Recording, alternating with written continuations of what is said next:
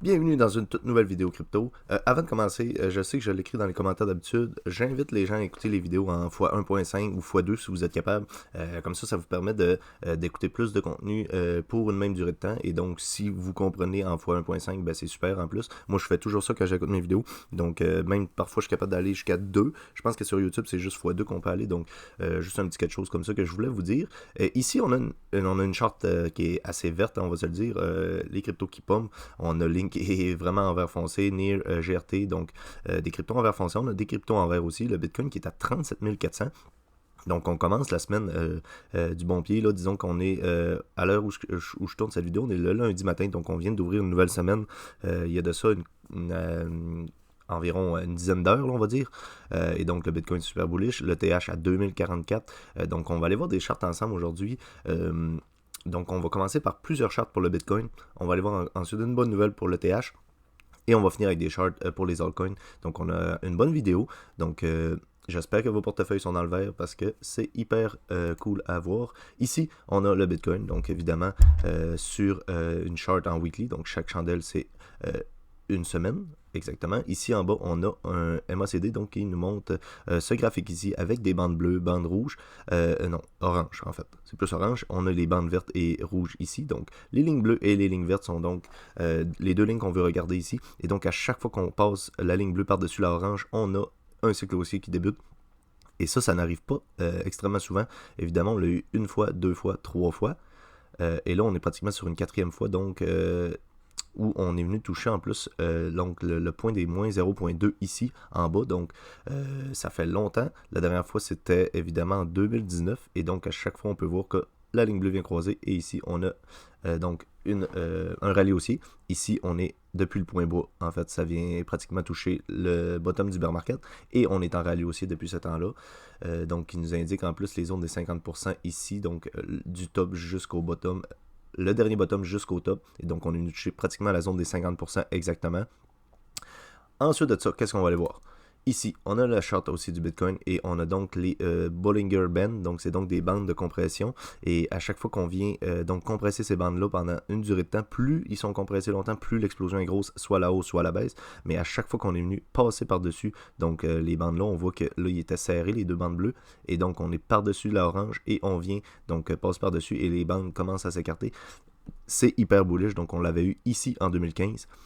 Ensuite de ça, on a eu notre bull run. On l'a eu ici en 2019. On a eu notre bull run avant le crash du COVID, qu'on peut évidemment pas considérer, mais on a eu une deuxième confirmation. Donc, en début 2020, on est venu donc réécarter ces bandes-là. Et donc, on a eu l'explosion à la hausse.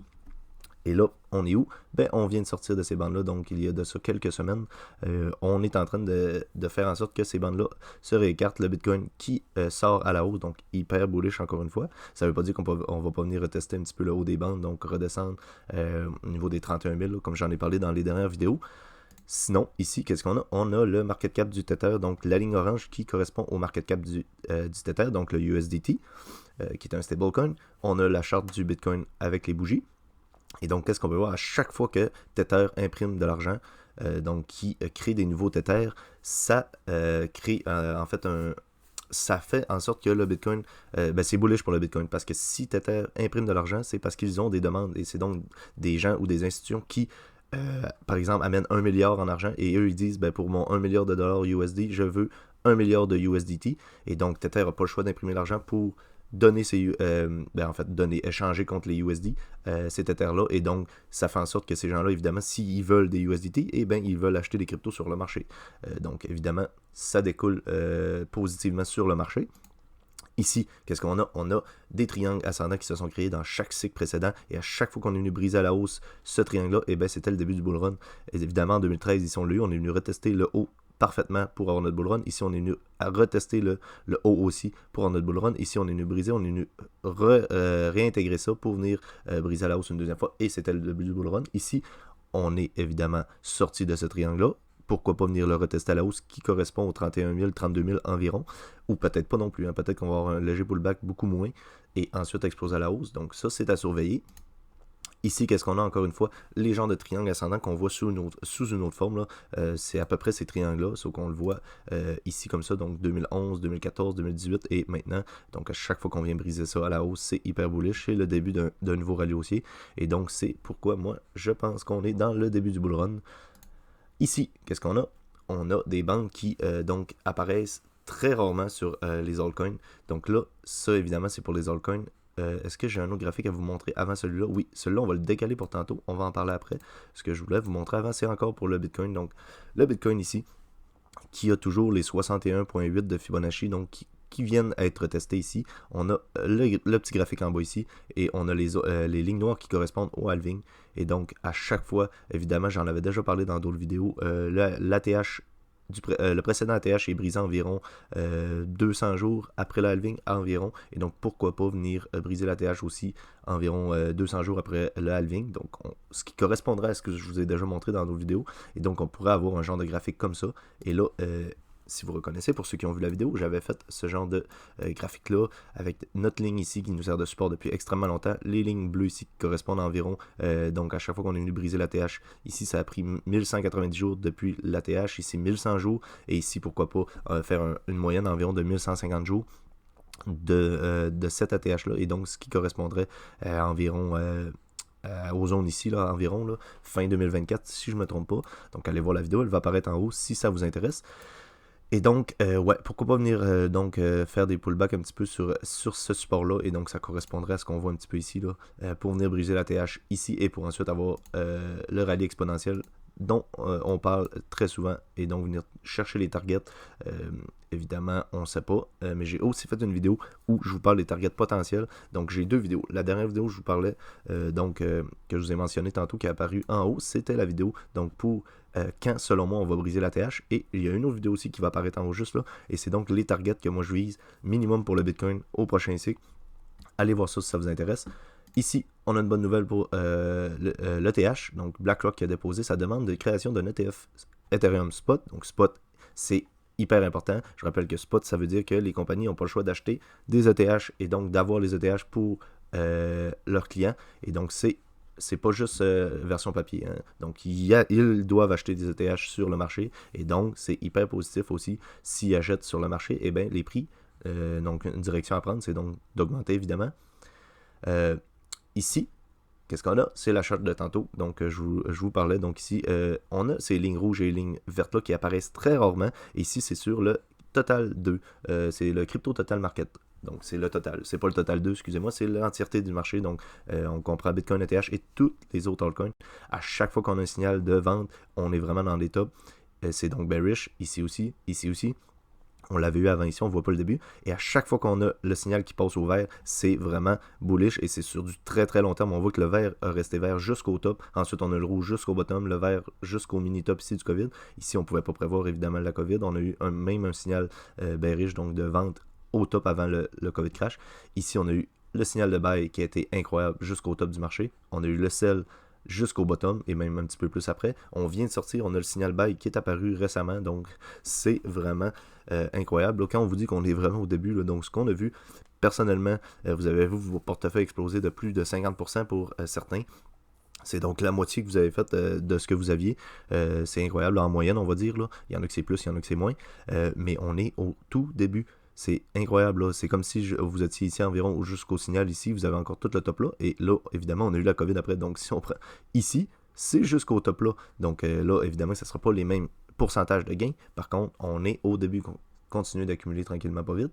Ici, qu'est-ce qu'on a? Encore une fois, on a une chart ici qui nous est montrée par le compte X de Mags, donc on a ce graphique des Altcoin Market Cap, donc c'est le market cap des altcoins, qu'on va aller voir ensemble après d'ailleurs, là, si on est capable d'ouvrir ça. Je vais aller vous montrer les charts après. Donc là, pour l'instant, il n'y a pas de l'air de vouloir ouvrir. Celui-là, on va le regarder après. Lui, il nous indique que c'est le Total 2, je crois. Est-ce que c'est le Total 2? On va le refresh. Sinon, pendant ce temps-là, je vais aller vous montrer. Donc, le BTC, la BTC Dominance, donc je vous en avais déjà parlé, on a ces zones de résistance là pour la BTC Dominance, notre canal ici qui a été brisé à la hausse, on a eu notre pullback dessus et on est venu retester cette zone là qui correspond aux zones des 54% environ. La prochaine zone de résistance, si on vient briser ça, c'est les 61%. Moi je ne pense pas qu'on va le tester, je pense que le Bitcoin a vraiment frappé la résistance ici et on va donc avoir une alt season. Et donc les gens parlent d'une alt season, là, évidemment, on a eu une baisse de la Bitcoin dominance de seulement 4%. Et si on compare par exemple à ce genre d'altcoin season, vraiment, on est à moins 18%. C'est donc 4 à 5 fois plus que ce qu'on a vu. Donc, c'est pas ça une alt season encore. Ici, on a le Total 3, hyper intéressant. Le Total 3 qui était dans ce triangle descendant là en bleu. Je vais enlever ce que je viens de faire. On va prendre ça ici. Donc, on avait ce triangle descendant ici. On a ces zones de résistance là. Donc, j'en ai tracé une en bleu, une en orange. Et là, qu'est-ce qu'on est venu faire? Donc, on est venu briser le triangle descendant à la hausse, hyper bullish. On le voit, on a ces chandelles vertes là qui ont augmenté hyper positivement après avoir brisé cette descente là. On avait nos zones de résistance ici et ici. Cette zone de résistance là correspond aux petites touches qu'on est venu faire ici, à la résistance donc de ces bougies-là, les tops de ces mèches-là. On est venu toucher plusieurs fois, même on est venu clôturer directement sur cette résistance-là. Donc on voit que des zones, c'est vraiment des zones de vente et d'achat. Et donc on est venu briser ça à la hausse. Et là, on est venu faire une grosse mèche, je ne sais pas si vous voyez, la mèche verte qui est venue retester le haut de ça. Donc le haut de ça correspond aux clôtures et aux mèches de toutes ces petites bougies-là ici, donc ici, ici, ici. Donc on voit que c'est vraiment des zones de confluence, ces deux-là. Et donc on est venu exploser à la hausse, on est venu faire un pullback parfait. Et là, qu'est-ce qui est vraiment plus intéressant? C'est cette clôture-là. Donc on a fait une clôture plus haute que les précédents. On est donc venu sortir de cette zone-là et on a clôturé en dehors de ça, ce qui est hyper bullish pour le Total 3. Le Total 3, je répète, c'est le crypto Total Market Cap qui exclut BTC et ETH. Donc c'est juste les altcoins, même pas ETH dedans. Donc on a vraiment juste les altcoins. Je sais qu'il y en a qui ETH considèrent comme altcoin. On peut dire que c'est la grosse altcoin, mais là-dedans, elle n'est pas comprise. Donc, c'est vraiment positif. Là, si je suis capable d'avoir accès, ah oui, on l'a. Ici, c'est le total market cap. Est-ce que c'est le même? Ici, on est à 650 milliards. Donc, 416, c'est pas lui. Donc, ça va être le total 2. Le total 2, c'est la même chose que ça, sauf qu'on a ETH d'inclus aussi dedans. Donc, il n'y a seulement pas le Bitcoin là-dedans. On avait ce genre de W bottom lors du dernier cycle. On est venu faire un beau W, on est venu briser à la hausse et on a eu notre rallye aussi des altcoins. Ici, on est sur un double bottom et on atteint une clôture donc en dehors de ça parce que celui-là, le Total 3, on a clôturé en dehors, mais le Total 2, si je ne me trompe pas, on n'a pas encore clôturé en dehors des zones importantes, donc, mais on a vraiment un double bottom comme le dernier cycle et donc un altcoin season qui se prépare selon moi. Dernier graphique que je vais vous montrer, ensuite de ça, on a terminé. Ici, est-ce que ce graphique-là pour vous est bearish ou bullish? Pour moi, c'est hyper bearish ce graphique-là, sauf qu'il faut comprendre que c'est le USDC et USDT. Sur le total, c'est donc l'inverse.